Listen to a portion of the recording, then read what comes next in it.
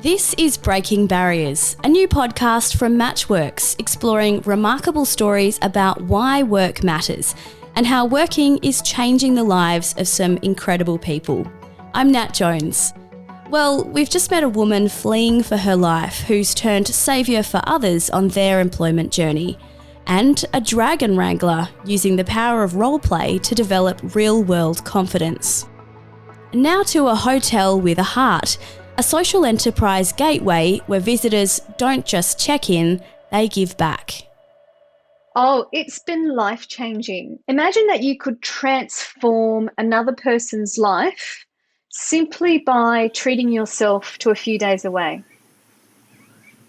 It's autumn in eastern Australia's iconic Blue Mountains. Situated 90 minutes west of Sydney, its soaring sandstone cliffs, 10 times older than the Grand Canyon, and untouched forest-filled valleys draw tourists from around the globe. Right now, it's a time of rebuilding for the close-knit community as it recovers from Mother Nature's brute force. The Black Summer bushfires of 2020 have destroyed over 1 million hectares, some 80% of this World Heritage Site, while torrential rain and flooding in March 2021 left the region declared a natural disaster zone. On top of that, travel bans and COVID have crippled the local tourism industry.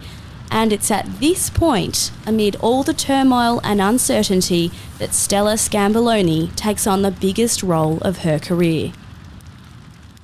I reached to a point in my working life where I thought I really would like to do something more than work for businesses that are driven by profit. I wanted to work and make a difference. I wanted to get to the end of my working life and know that what I did made some sort of difference. So I actively sought out opportunities. And when I saw this role advertised, it was sort of me on a plate, really. The new role? General Manager of Hotel Etico, Australia's first social enterprise hotel, situated in the Blue Mountains heritage-listed town of Mount Victoria. Its purpose? To provide work, training and live-in opportunities for young people with intellectual disabilities, giving them a pathway to open employment. When you've got a perceived idea of somebody's capabilities, you create boundaries, and we want to knock down those boundaries. We want to be able to open up whatever opportunities are available so that people can flourish, and we want to demonstrate how to do that. So we are a social enterprise because what we're about is shifting community perspective when it comes to disability. We're about providing employment and training. We have the Hotel Etico Independence Program, and that provides on-the-job training and independent living opportunities to our trainees with disability. It's a fantastic opportunity for our colleagues, there's 6 of our trainees, to be able to build their confidence, build their capacity for independence, have valuable experiences that are real world experiences. They're working alongside us, and it's just transformative. The vision for Hotel Etico came to life in 2006 in the ancient Italian city of Asti. Niccolo Valese, a young boy with Down syndrome, took on an internship at his local restaurant. Chef Antonio De Benedetto could see his potential and asked Niccolo what was his dream. To work in a hotel, he replied, and a movement was born. The first Hotel Etico opened in Asti in 2015, offering on-the-job training and coaching and life skills for young trainees. There are now 6 operating worldwide, with more to come. I don't think he realised at the time, but now that it's happening, it's delightful. From little things. Since its inception, Project Etiko has been presented at the European Parliament, the Vatican and the United Nations in Geneva as part of World Down Syndrome Day. Trainees in some countries are treated like rock stars, and there's even a documentary in the works, My Big Fat Italian Kitchen, celebrating Chef De Benedetto's quest to help people with disabilities reach their full potential. Opening Australia's first Hotel Etico during a global pandemic, Stella admits was a gamble, but an opportunity not to be missed.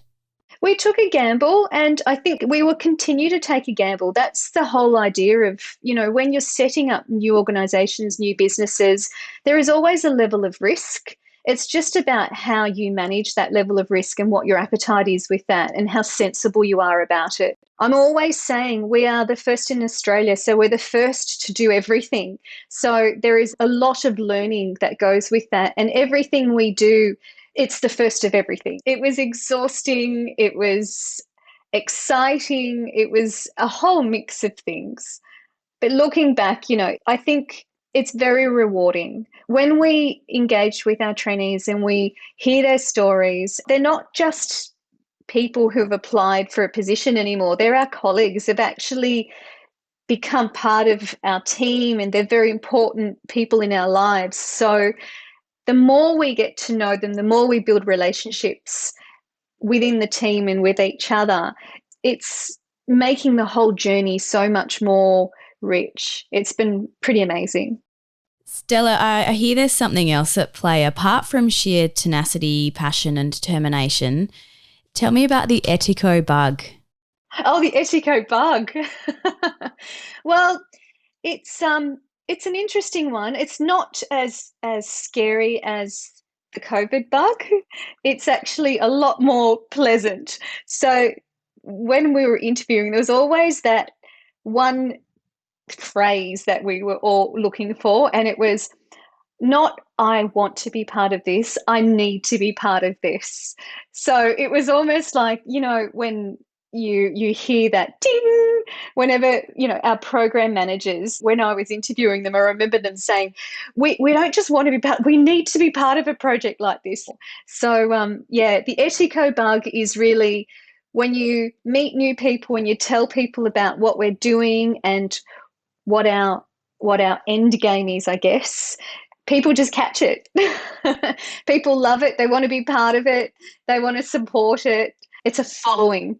In Italy, they call it the revolution. I was invited to be interviewed by our local radio station in the Blue Mountains, and I brought along with me two of our trainee managers and one of our trainees, Katrina, and Joshua and Harry. And we were talking about the culture that has been created in Etiko. And Katrina said, well, for me, it feels like a professional family. And when she said it, we all looked at each other and thought, that's just precisely what it feels like for all of us. Because we, in our organisation, are all incredibly hard workers, and there are lots of long hours and late nights and exhaustion. But amongst all that, you're part of a team where you're working side by side, and there's enough friendliness to feel like family, but there is that expertise that comes into it that represents the professionalism. So it's quite a lovely descriptor that Katrina had come up with. Oh, did I mention that the Etiko team not only had to start up its first hotel, they had to find somewhere to put it. And therein lies another Etiko Bug moment. Among first funders for the project was the Vincent Fairfax Family Foundation, an organisation that's operated as a charitable trust since 1962. As it turns out, Mount Victoria Manor was built in 1876 by John R. Fairfax, founder of the Sydney Morning Herald. And it was a synchronous moment as family members took a walk through the property ahead of Hotel Etico's launch. Ruth Armitage, who is a Fairfax descendant, came up to the manor for a tour, and it was quite beautiful watching her walking through the hallways and in the open areas, and she sort of looked around and thought, wow, this is history. This is great-great-great-great-great-grandfather built this as a country retreat, and now look what this building has become. It's going to be the home of something that's quite groundbreaking in Australia. So it was a beautiful moment for her. And it is a closing of the cycle for the Fairfax family, because it started with John Fairfax, and it's, I guess, being perpetuated through Vincent Fairfax Family Foundation's support of us. As research shows, employment is one of the most direct and empowering paths to sustainable independence. In order to find her inaugural trainees, Stella reached out to a recruitment specialist she could trust, Matchworks. One of Australia's largest providers of job active and disability employment services, Matchworks, just like Project Etico, believes that everyone has a right to work. As part of the non-profit Gen U family, it's all about giving back, reinvesting into the community to help Australians lead better lives. So we seek to partner and engage with other organisations who have the same values that we do. And prior to kicking off our recruitment, I connected with Carly and Anthony from Matchworks to say, this is who we are, this is what we're about, and I'd love an opportunity for us to be able to connect and work together. And they were fantastic. And so it was Matchworks playing a part in our recruitment process and supporting what we were trying to do. I hear that the audition process raised some troubling insights around discrimination in past employment for some of the workers. Tell me about that. We were establishing the expectations of employees, and we were talking about making sure that you're arriving on time and conduct while you're on the job and the kind of appearance and all that kind of thing. And when we talked about making sure you're arriving on time and expressing all those details, one of our trainees was very perplexed. And Sam, who you'll talk to shortly, she asked him, hasn't anyone spoken to you about this sort of stuff before? And didn't your previous employer talk to you about this? And he said no. And what became apparent for us was, because he was a young man with a disability, while that employer was doing its best to provide employment, they didn't recognise that trainee's value enough to set expectations, basic expectations about arriving on time, proper conduct, proper appearance, things like that.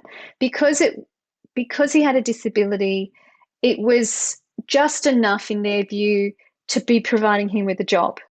What are the misconceptions around hiring a person with a disability, Stella? What's the negative side? What do some people get wrong? I think really what it comes down to is boundaries. People have a perception of what someone's ability or disability is. There are boundaries that are put into place, whether they are conscious or subconscious. That is the main thing. It comes down to what someone's idea of what you can do and how you can contribute in their organisation. When I was at a recent event, I was talking about open employment for our trainees once they graduate. And I was talking to a potential employer, and the comment that was made was, I don't think I can put someone like that on, because there would be so much more in time investment and it would cost me money. And my response was, initially, when you employ anybody, do you expect them to be up and running right from the word go? From day one, do you expect someone to be completely up to speed? And the answer was, well, no, of course not. Well, it's no different. Sometimes you may need to work out a different way of doing stuff, but the time investment to bring a new employee up to speed, it's the same for everybody. It's just a couple of extra steps for someone with different abilities. So I think really the main thing is breaking down barriers and perceived ideas. So what I would say to potential employers is, when you're considering employing someone with a disability, or indeed anybody, it's really about opening up your mind to how they can add value to your organisation. So what should we be thinking? What can we change in that approach? It comes down to our perceived thoughts when it comes to people with different abilities. I guess through different life experience, we learn to have a certain reaction, And I guess changing those reactions is what's really important. It's about stopping yourself and saying, well, I think just the example that I just gave now about that particular person, so that was a perceived reaction. That was a perceived thought. And in that one moment, everything changed. So I guess that's what it comes down to. It's just perceptions, shifting community perspective when it comes to people with disability. Hi, I'm Samantha Mackay and I'm the Program Manager at Hotel Etico in the Blue Mountains in Mount Victoria. And my job involves creating, implementing and facilitating our wonderful independence program at Hotel Etico. So we have the sort of independent living side of it, as well as the employment and job skill side of it as well. And I work very closely with the hospitality trainees. And today we have one of them joining us, Georgia Davidson. Georgia, tell us a bit about yourself. So I'm Georgia, and I'm one of the hospitality trainees up in Mount Victoria. How are you enjoying the new job? What do you like about it? I like meeting with friends up there, and it's fun to be with, including with the two down, like with Sam and Stella. They are amazing. I hear that you're also a performer at heart and that you've been on stage in productions like The Wedding Singer, We Will Rock You. Yeah. What is it about performing and acting that you love so much? So it's my passion, and I did it through musical theatre, and that's when I got my big production. Yeah. And did you ever think you'd end up working in a hotel as well? Yeah, I was shocked that happened. Why? When Sam and Stella wanted me to do it with, and I got very excited, but I got a bit emotional as well. Why? Because you were happy? Yes. And why did you end up taking the job at Hotel Etico? It's really fun to do it because I wanted to take part of it, and I actually love it to do with like a lot of stuff, like being in the academy or being up in the hotel. We do like a bit of everything. What is it that you thought, oh yeah, if I take this job, I might be able to achieve this? Like, what did you hope for when you took the job? I was very excited at first. And then I got through it all, and it was so amazing. Has it lived up to your expectations? Yes. Sam, can I ask you a couple of questions as well? In your own words, how is Georgia doing? Georgia, for us, first of all, has been amazing, but she's someone who constantly surprises myself and all of the staff at Hotel Etico. I think on the very second day, we asked, usually they work in some teams, and we asked Georgia if she'd be a part of the dishwashing team after lunch, and she jumped on in there and smashed it out all by herself. She absolutely was completely independent in the task and did an excellent job. She's got one of the hardest work ethics I've ever seen.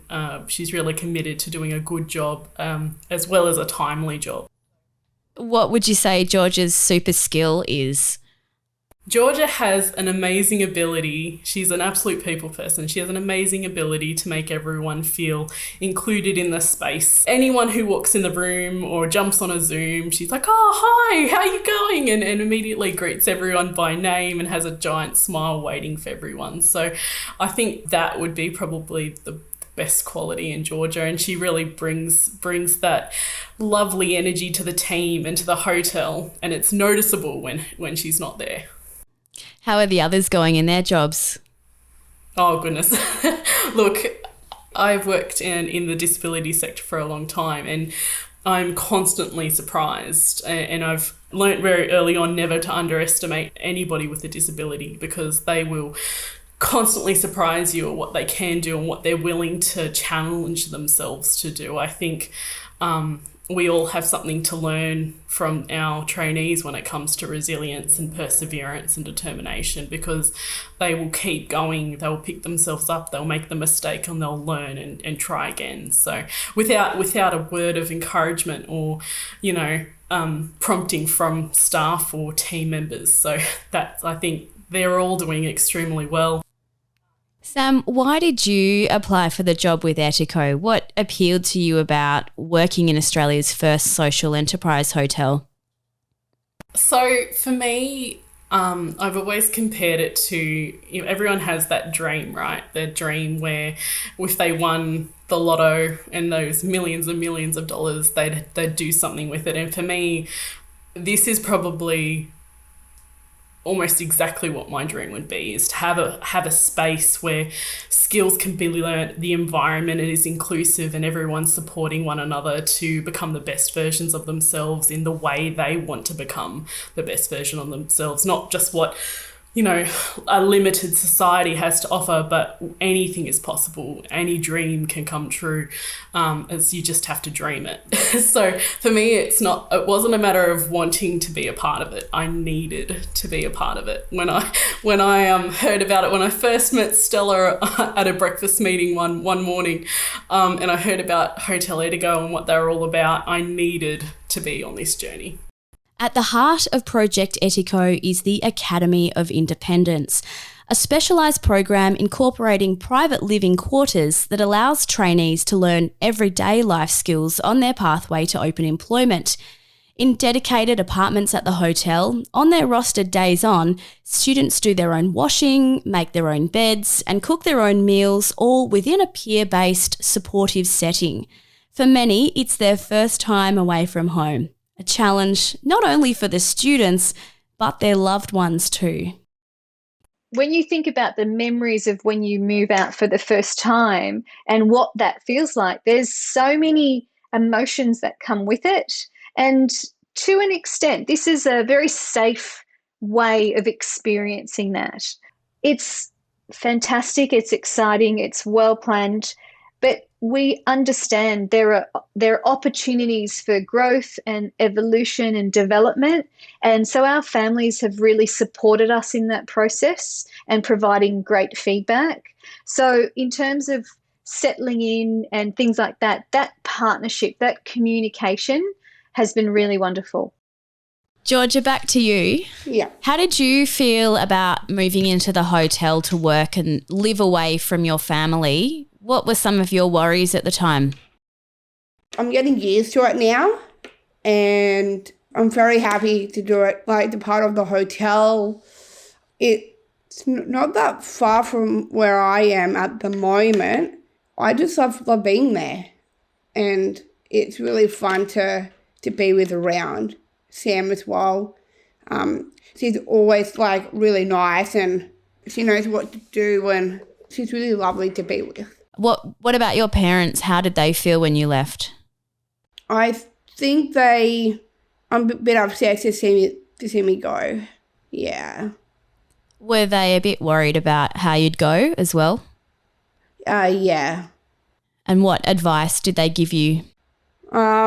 Just take my time, and I think they're okay of it now, and I'm really happy to do it too, and yeah. Do they say that you've changed as a person since you started working at the hotel? Yeah, I think the way that I feel about it, when I am changed, that the way I feel what's been going on, I'm happy to change my life around, and yeah. Were you happy to gain a sense of your own independence as well from your parents? Yes, yeah. And Sam, back to you. How are the others adapting to independent living? It's been amazing to watch this journey of how they've then transitioned into this, all right, okay, this is real, and I spend a lot of time with these people. And not only do I spend a lot of time with these people, but then I work with them, and then I'm seeing them after my shift as well, and negotiating, sharing a bedroom and bathrooms and all that sort of stuff. So For some of our guys, it has been a real challenge and they find the academy the most challenging part. But when you ask them, like, is it good? Do you think it's a good thing, or do you think it's probably pushing you too far? I always get the response of, no, I'm learning lots. Like, it's challenging. Don't get me wrong, it's the hard part, but I'm learning lots and it's probably the best part for me. So, yeah, and the other guys, some of them have just taken to it seamlessly. What do they say is the reward for for independent living? There's the sense of exhaustion at the end of the day, but at the same time, they've done it all. They can say with confidence that, no, I did this and, I did this as independently as I possibly could. So that's sort of the reward, but also like the social side of it as well, that they've got these friendships and relationships that, they're building and working on and negotiating, and it's so much more than just like a surface level colleague to colleague relationship where they have to really do negotiate with one another and be aware of each other's feelings and context and all of that sort of stuff. So yeah. Globally, 80 Hotel Etico hospitality interns are in training. 184 have graduated, with 68% moving on to open employment. So how do they actually learn the tools of the trade? Well, that's where the download method comes in. Pretty much learning through direct experience and field observation. Basically, a whole lot of information that's ingested or downloaded during work training that can later be applied to home life and living independently. So the download method is the way training was developed in the Italian Eticos. Once they realised what an amazing opportunity it was to be able to provide employment for young men and women with disability, they developed a way of training and they continued doing internships in the restaurant environment.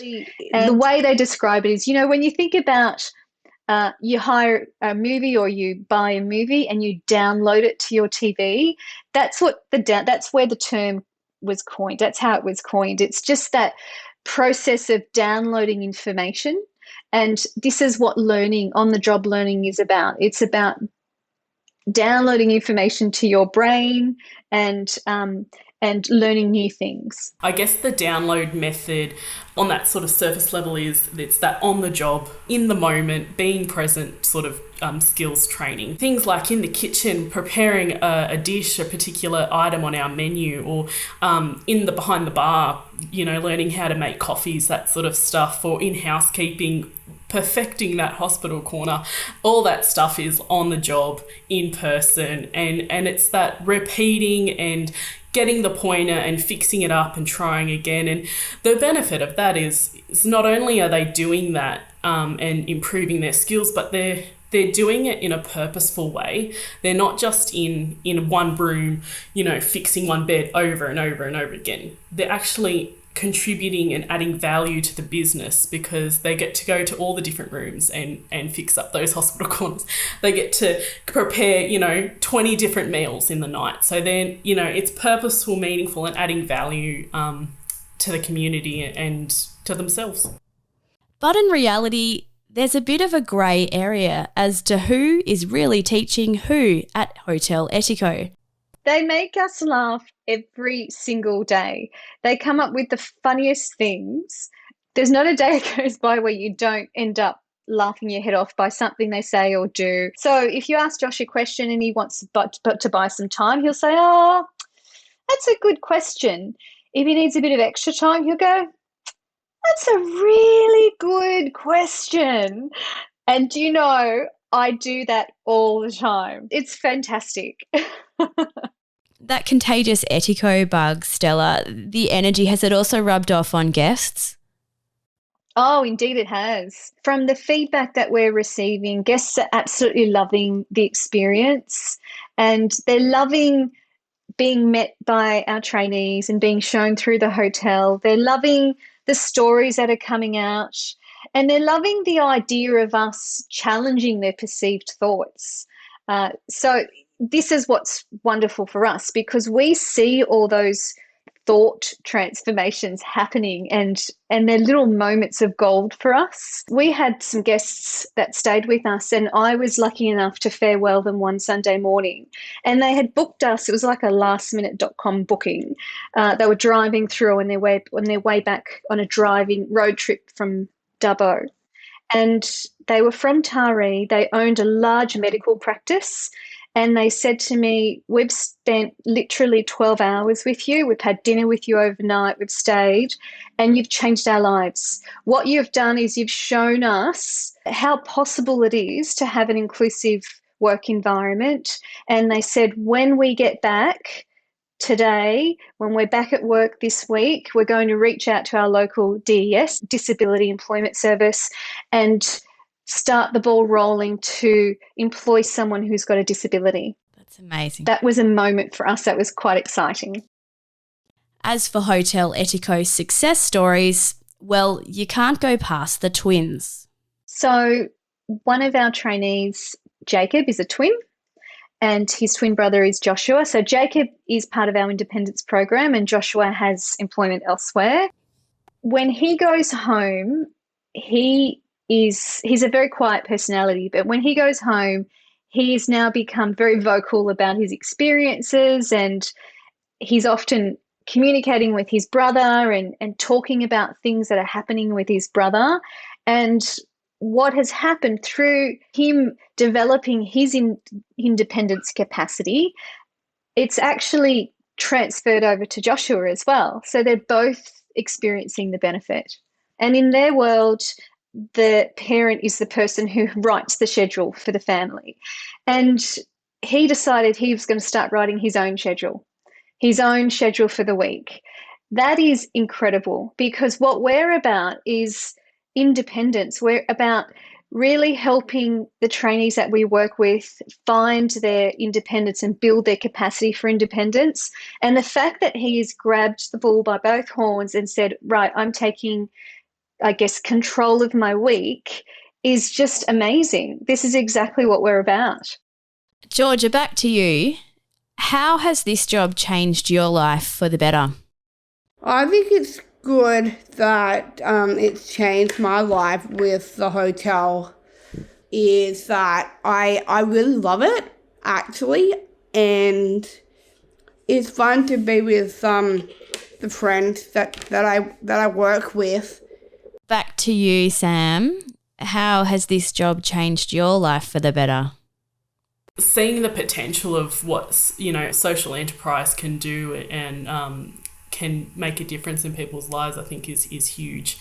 But this job in particular at the hotel and with the trainees, I think it is sort of making sure that whatever service or whatever job I'm doing, it is looking at that holistic person. It's not just that one-sided. Yeah, you can focus and have a goal and work towards that, but I think if you let the other sides of things fall down, or you're not considering them in the grand scheme of things, it really isn't an effective or, a meaningful way of providing a service. And how has work changed your life in unexpected ways? What are some good surprises about your part of the job? When you asked Georgia that question, it made me think immediately to our team. And our team are, and as we advertise for our program, are an amazing team of hospitality professionals, experts in their own fields, whether they're our chef, sous chef, kitchen hand, housekeeper, your receptionist. They are experts in their own field. And none of them ever had any experience working with someone with a disability before. And their absolute determination and positivity when taking on their role within our hotel just amazes me every day. How no point does anyone go, this is too hard. They always come up and find me or a support worker and go, how do I make this better? How can I be better? Or how can I improve myself so that I can make sure I'm teaching or mentoring these trainees properly and giving them the best I have to offer? That has absolutely blown me away. What does it feel like to have such valuable impact on someone's life by helping them at Hotel Etico? I think for me, I've always loved, no matter what, client or circumstance I was working, who I'm working with, you're the person that listens, or you're the person that actually hears what that person, what the person has to say or has to offer. And you see that, and you see their potential, and you challenge that for them, and you don't just let it slide or think, oh no, it's not worth pursuing, or that sort of thing.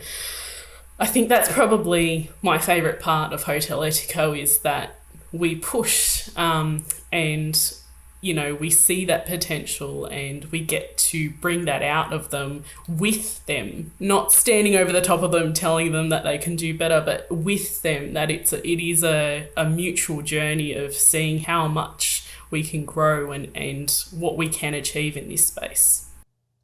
A social revolution where the life experiences just keep on coming. As part of their internships, trainees also get to work on exciting projects, including styling an apartment within the hotel.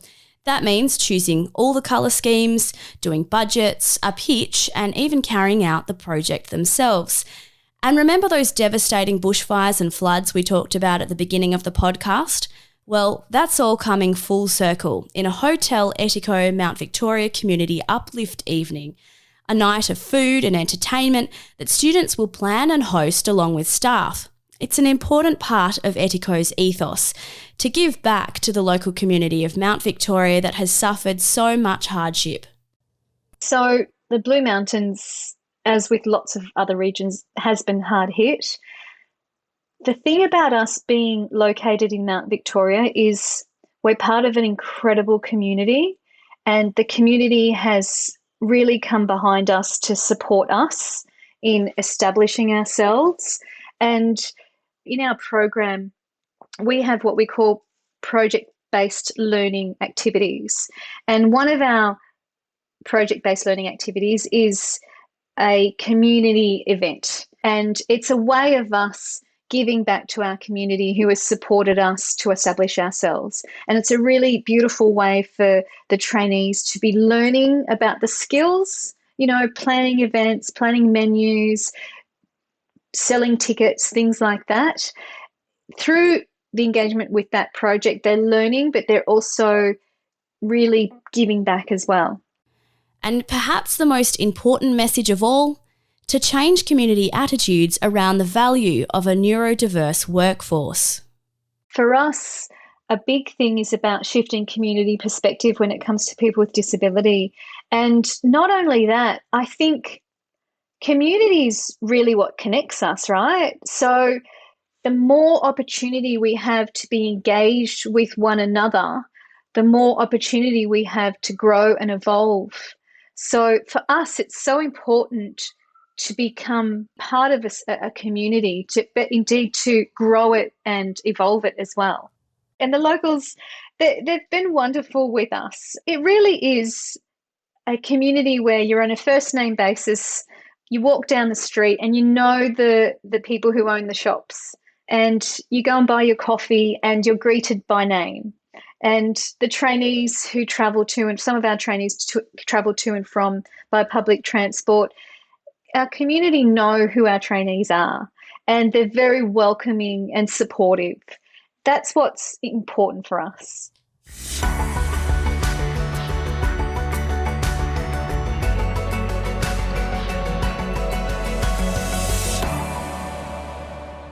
A disability inclusion revolution. Or better still, in the words of now famous chef De Benedetto, a problem is only solved when it is no longer a problem. We made the first step, but there's still a long way to go, he says. The good news? There's now talk of Etiko hotels opening in Melbourne and Canberra, another step towards empowerment and inclusivity on the road to worldwide positive social change.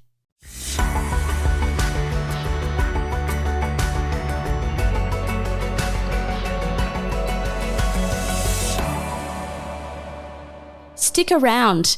Next, we meet two young men who went for gold on the job front and won. How did they succeed in a fiercely competitive, multi-billion-dollar sports industry to find a sense of belonging? And why does one of them now have his own football fan club? Breaking Barriers is a podcast production from Matchworks, Australia's trusted employment specialists. Connect today, change tomorrow. If you found value in this episode, subscribe and share so we can keep telling these inspiring stories. And for more on Matchworks, log on to matchworks.com.au/breaking barriers. I'm Nat Jones. Thanks so much for listening.